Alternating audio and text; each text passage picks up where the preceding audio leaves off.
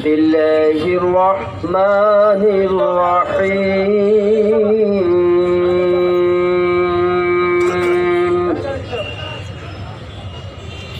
ولا تقولوا لمن يقتل في سبيل الله أموات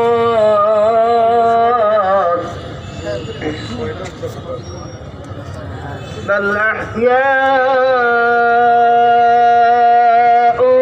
ولكن لا تشعرون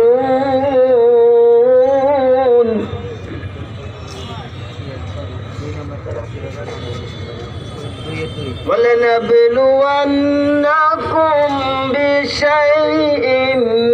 من الخوف والجوع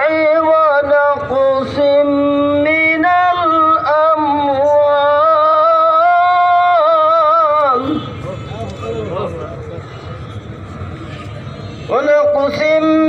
من الأموال والأنفس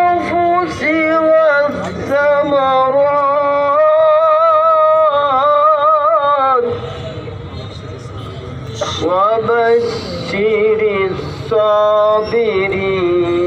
الذين إذا أصابتهم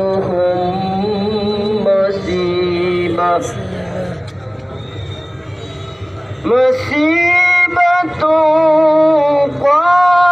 قالوا إنا لله وإنا